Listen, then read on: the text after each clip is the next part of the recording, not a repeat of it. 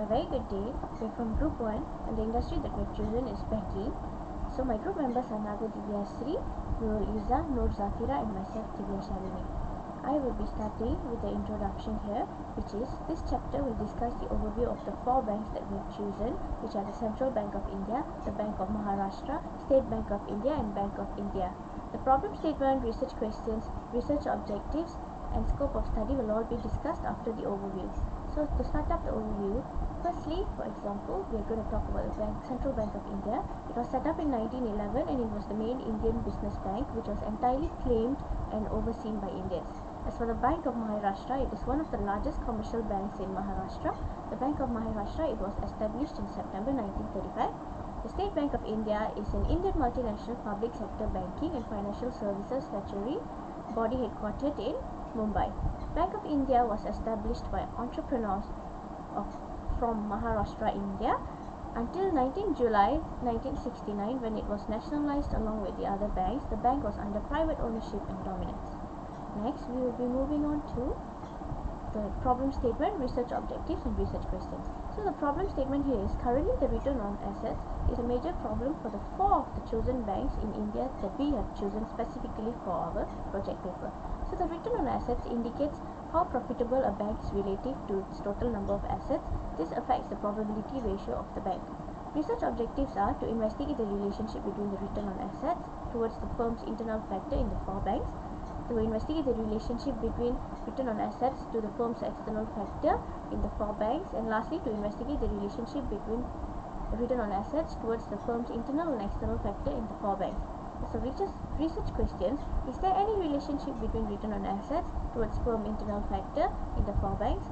Is there any relationship between return on assets towards the firm's external factor in the four banks?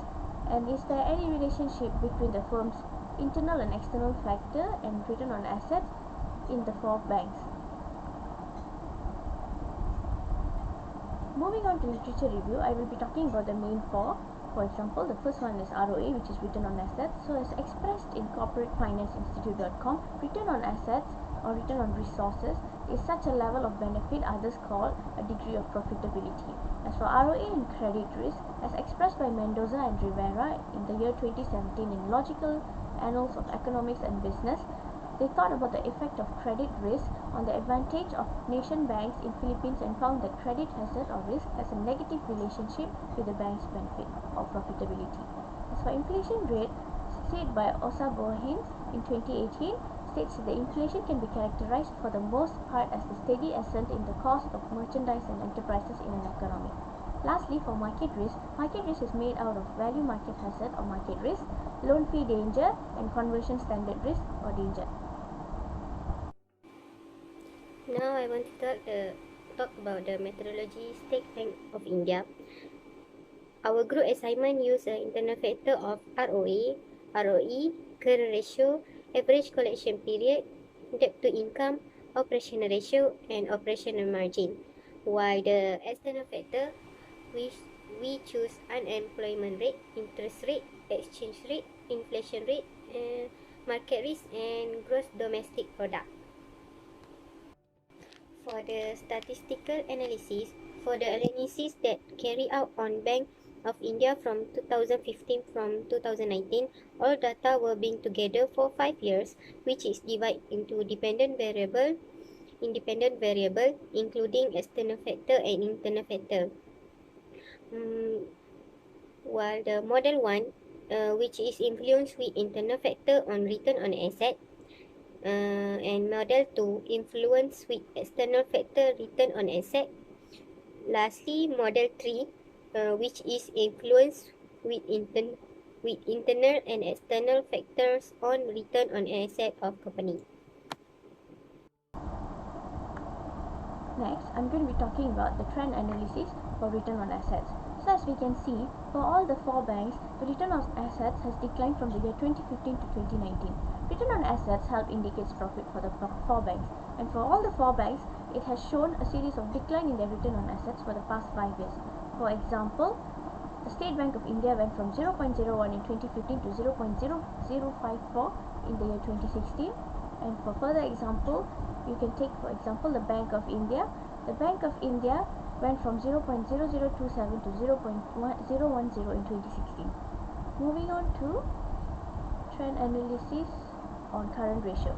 So the current ratio has been fluctuating for the four banks from the year 2015 to 2019. So for example, Central Bank of India went from 0.721 in 2015 to 0.741 in 2016, and then decreased to 0.710 in 2017, and decreasing further to 0.65 in 2018, and finally decreased to 0.58 in 2019.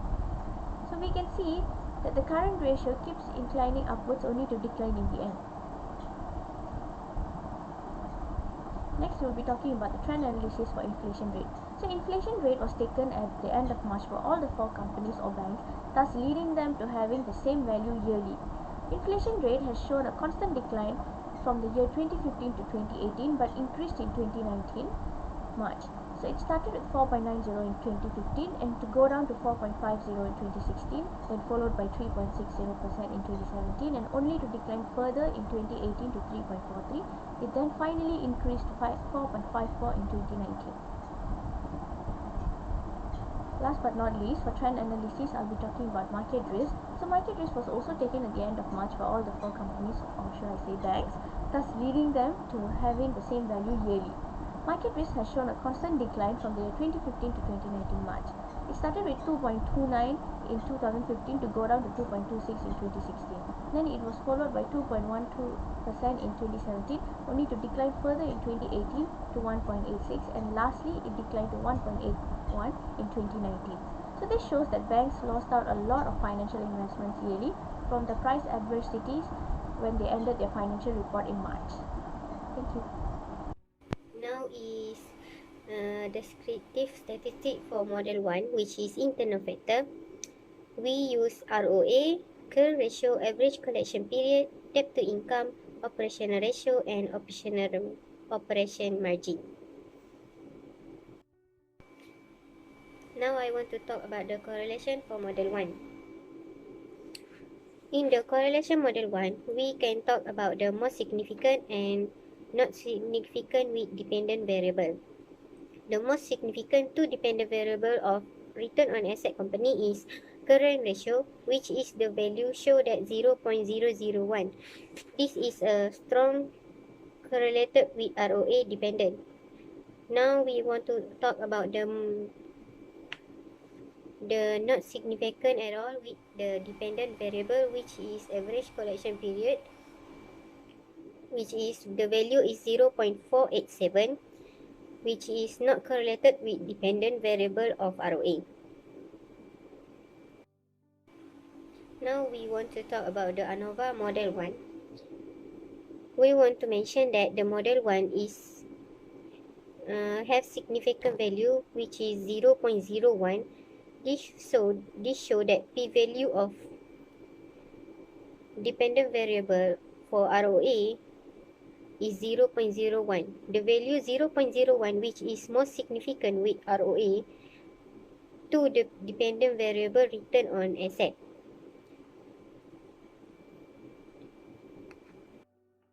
Okay, now is model summary for model 1. We want to talk about the adjusted R-square, which is the most powerful to the return on asset. Based on the table model summary model 1, R-square is recorded as value 0.466, which is not correlated at all with dependent variable, but it is the highest value related with dependent variable. Now adjusted R-square is 0.436, which is show that operating margin is correlated with ROA, which with the highest value for dependent variable.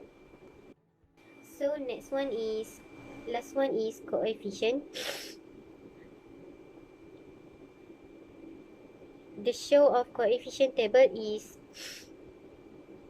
the standardized coefficient beta is 0.682, and the t-value show is 3.960, which is the value of coefficient beta shows that this model have weakly relationship with dependent variable, which is return on asset, and the t-value, which is recorded as 3.960, shows that this is the lowest T value of the internal variable that relate with return on asset.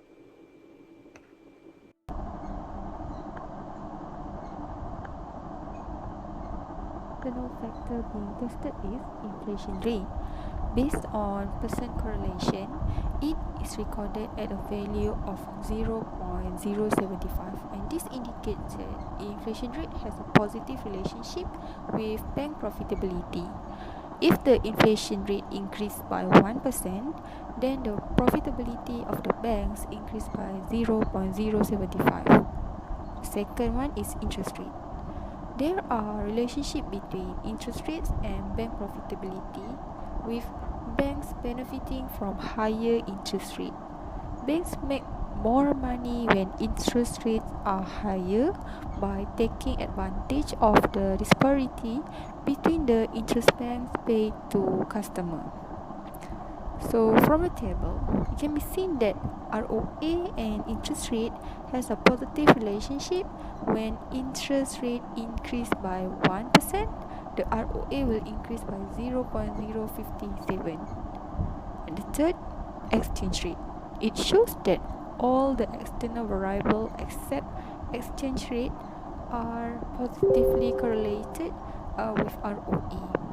Exchange rate value that negatively related to ROA shows that a rise by 1% in exchange rate will decrease the bank's return on asset by negative 0.109. So fluctuation in foreign exchange rate will impact banks from the holdings of assets or liabilities by banks with net sources of payment denominated in foreign currency. The fourth one is unemployment rate. Unemployment rate shows the positive relationship with the ROA, which means that the increasing of unemployment rate will increase the performance of the bank. So based on some research, they indicates that a rise in unemployment by a percentage point contributes to an increase in the charge of rate by a percentage point. The amount of defaulted loans written off at loss. So this will increase the interest rate on their loan. And when the borrower pays the interest to the bank, the bank's profit will increase. Fifth, GDP. GDP is known as gross domestic product. Table shows positive relationship between ROA and GDP. Economic growth expressed in terms of GDP growth has many consequences, including an increase in banking activity. Researchers claim that due to the fact that demand for credit rises during cyclical upswings, it has a positive effect on bank profitability. A positive effect on bank profitability is the rise in bank deposits and loans. As economic activity declines, demand for loans and deposits decrease, and profit margins are adversely affected. Last but not least, market risks. The financial performance of banks is influenced by market risk, which comprises exchange rate, inflation, and interest rate risks. Market risks are typically beyond banks' influence, since they are dictated by factors affecting the overall economy. So table shows that ROA and market risk is positively correlated. Model summary, the ROA is included in the table as a dependent variable. The approach we use in the study of the independent variable in linear regression analysis is to join the process. So, we use enter method is a process for selecting a variable in which all variables in a block are entered in a single step. From the table, the R-square statistic indicates that it is negative, which is less than 1. This means that our forecast appears to be less reliable than the data set's average value over time. The model also shows a very small standard estimate error, which can be interpreted since the linear regression line has a very small error square, that the regression line can be used as a trend line to model the missing value perfectly. The Durbin-Watson statistics are the test statistics that we use in statistics to detect the autocorrelation in the residuals from a regression analysis. So it can be used to evaluate the intensity of the interaction between variables and the model of the relationship in the future between them. So the value is 3.605 from the table. A rule of thumb is that in the 1.5 to 2.5 range, test statistical values are relatively normal. Any value outside this range may be cause for concern and lead to a negative correlation. Overall, negative autocorrelation is suggested by ROA and external variables. Coefficient table shows that a positive coefficient means that the mean of the dependent variable often tends to grow as the value of the independent variable rises. A negative coefficient means that the dependent variable continues to decline as the independent variable rises.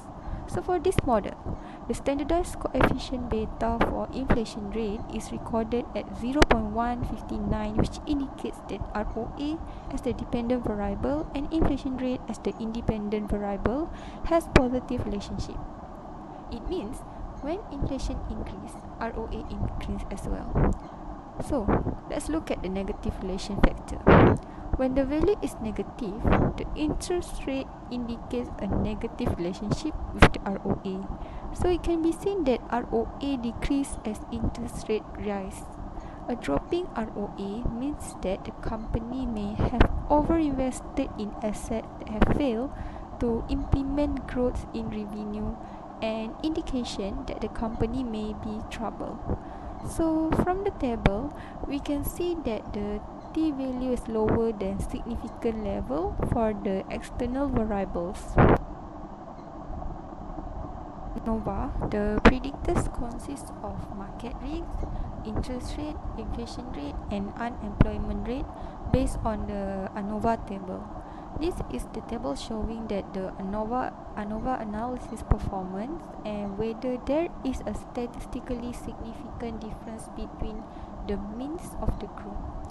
The significant value is 0.987, that less than 1. It means that if the p-value is less than 0.1, the model fit is important and there is a clear variance in the regression model, which is that the outcome variables will be significantly predicted by the regression model. From the table, we can infer that the external factors listed have an effect on the output of banks.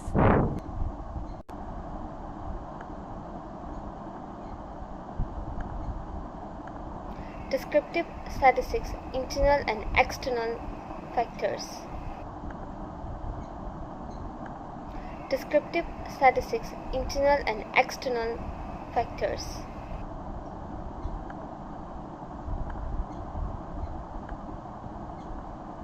The ANOVA table chooses the market risk average collection period and operating margin, current ratio, interest rate, operational ratio, inflation rate, debt to income, and employment as the internal independent variable.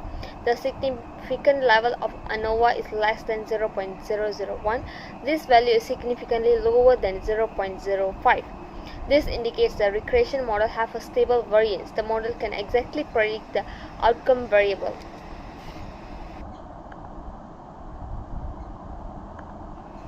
For the model summary, the higher the value of square 2, the better the model fits to the data. In the model summary, the value of r square is 0.873, which is close to 1. This indicates the data fits the model.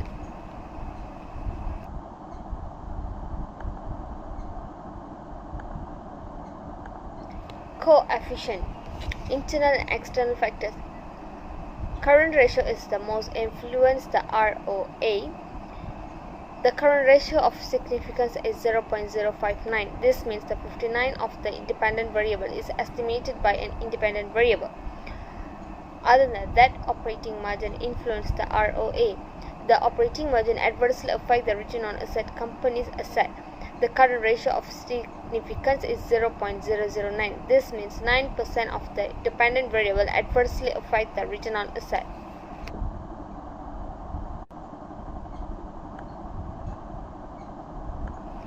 Recommendation. In order to increase the return on asset, the liquidity risk is needed to be decreased as well. In order to decrease the profitability, the short-term costs and obligation should not be neglected. This is because the costs are keeping the company running effectively. In order to raise the return on asset, the external factors which mentioned earlier need to be decreased. In order to reduce the interest rate risk, the Bank of India should use derivatives to avoid the interest rate risk.